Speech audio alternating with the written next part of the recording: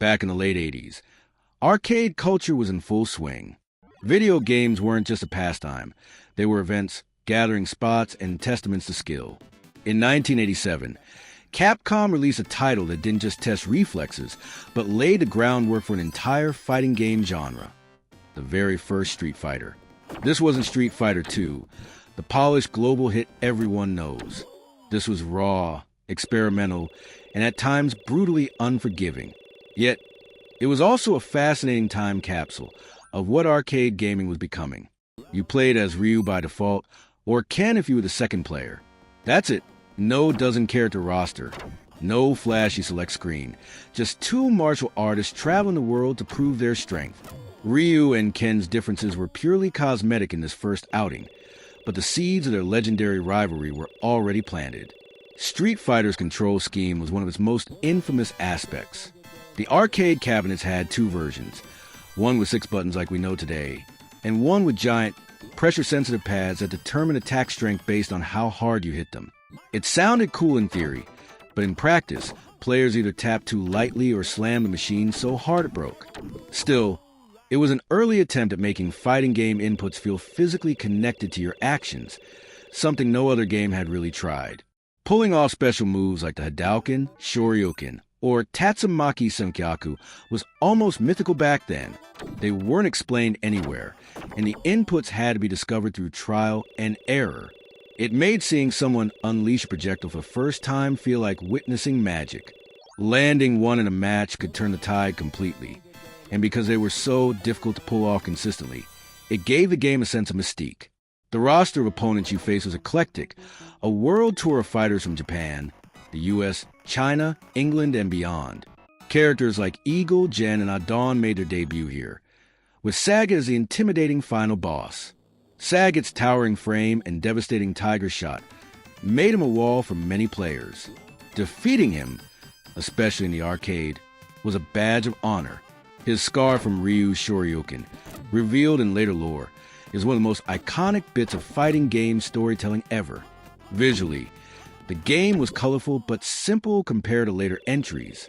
Backgrounds captured the spirit of each country with just enough detail to feel distinct. The music, though repetitive, had a charm that embedded itself into arcade memories. Each stage theme carried a hint of personality, even if the audio technology of the time was limited. Now, if you're used to modern fighters, the first Street Fighter will feel stiff. Movement was sluggish. Hit detection could be questionable, and the difficulty was downright punishing. The AI didn't just read your inputs. It felt like it read your mind. But that difficulty was part of the arcade's DNA. It kept players coming back, chasing that victory, dropping more quarters for just one more try. What makes the first Street Fighter fascinating in hindsight is how much of its DNA carried over to future titles. It set the template. Distinct characters, signature moves, international stages, and the idea of one-on-one skill battles. Without it, we wouldn't have the explosion of fighting games in the 90s or the esports-driven scene we see today. When Street Fighter II arrived a few years later, it refined everything: faster gameplay, expanded rosters, and combos that made competitive play possible. But all of that evolution was built on the shaky, ambitious foundation of this original game. Street Fighter I might be clunky, but it's a relic worth revisiting to understand where it all began. Even decades later, retro enthusiasts still seek out the original arcade board or fire up emulators to experience it. There's a certain magic to putting yourself in that 1987 mindset, where pulling off a single special move can make you feel unstoppable. It's not just about winning. It's about stepping into the shoes of the players who stood in crowded arcades, surrounded by the noise of pinball machines, flashing lights, and the smell of popcorn, while trying to master a game that didn't hold your hand. Street Fighter's first outing wasn't perfect. Far from it. But its imperfections are part of its charm. It was bold, it was experimental, and it dared to introduce mechanics that would become the backbone of an entire genre. In a way, it's like listening to a band's very first demo tape, rough, unpolished, but brimming with potential. You can hear the ideas that would later change the world. Today, revisiting the first Street Fighter isn't about expecting fluid mechanics or balanced competition. It's about appreciating the moment it represents in gaming history. It's a look back at a time when developers were willing to take risks, when games demanded your dedication, and when a single move could earn you the respect of an entire arcade crowd. So the next time you boot it up, whether on original hardware or through a modern collection, take a second to appreciate just how far the series has come.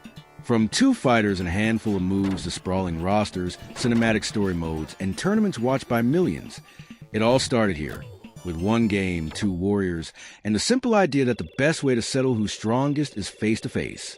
That legacy is undeniable, and no matter how advanced the series becomes, the spirit of that very first duel still echoes through every match played today. When people talk about the origins of competitive fighting games, it's impossible to avoid the conversation about where it all began. While the first Street Fighter didn't explode into the phenomenon its sequel would become, it planted seeds that would sprout into a cultural movement. Arcades in the late 80s were more than just noisy rooms with flashing lights. They were social arenas, proving grounds where reputations were built or crushed in front of a crowd. Dropping a coin into the original Street Fighter was an unspoken challenge. You weren't just playing a game, you were stepping into the digital ring. What set this arcade experience apart was the sheer novelty of its concept. Before, most action games were side-scrolling adventures or space shooters. Street Fighter made you stand toe-to-toe with a single opponent, both locked in a tense duel where skill, or sometimes button-mashing chaos, decided the victor. This format was fresh, intense, and incredibly personal. It was just you, your opponent, and a timer counting down to glory or humiliation. One of the quirks that made the first Street Fighter unforgettable to those who played it back in the day was the original arcade cabinet design. Some early versions had giant pressure-sensitive pads for punch and kick inputs instead of buttons. In theory, the harder you hit, the stronger the attack. In practice, it was, well, let's just say it was both fun and hazardous. Players would slam their fists and palms down so hard that bruises were a common souvenir. The novelty was there, but the durability and comfort were not. So Capcom eventually switched to the button layout we recognize today. Even beyond the hardware, the game had its own flavor. The roster was extremely small compared to modern fighters. You mainly played as Ryu, or Ken if you were player 2. There weren't dozens of characters with complex backstories, but the simplicity worked for the time. The move list was short, yet each special attack felt like magic when you pulled it off. Landing a Hadouken wasn't easy. The control inputs were precise and punishing. This difficulty meant that if someone managed to consistently pull off special moves, they instantly commanded respect in the arcade.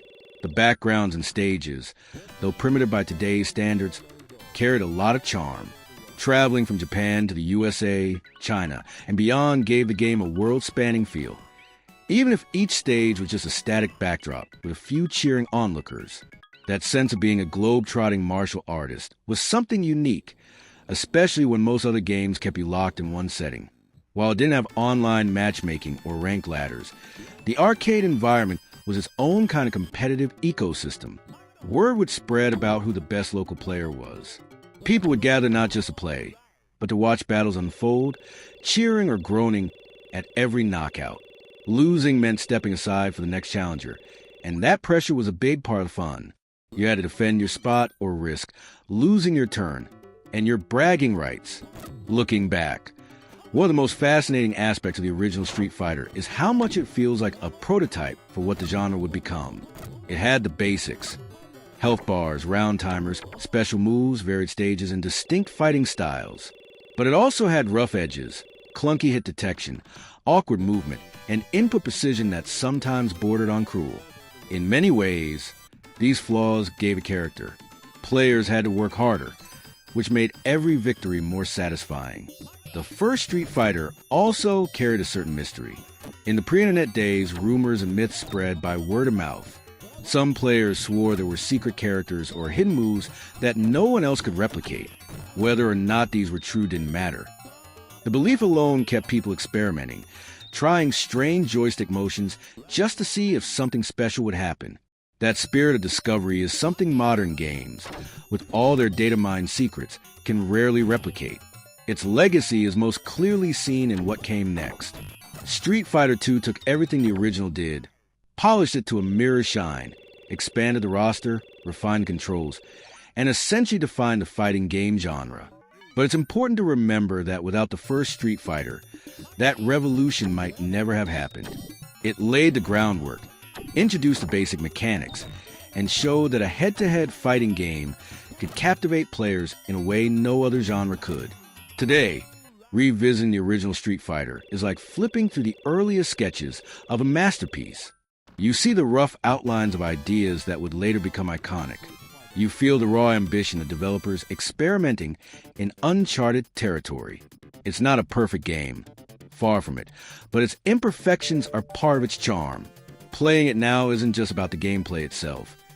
It's about appreciating the foundation it built and the era it came from. In a world where fighting games have evolved into flashy, hyper-detailed spectacles with cinematic supers and esports tournaments, the first Street Fighter stands as a quiet, pixelated reminder of humble beginnings. It's proof that even the most legendary franchises start small, with big ideas and the courage to try something new. And while its successor may have stolen the spotlight, this early chapter still deserves respect. Not just for what it was, but for everything it inspired.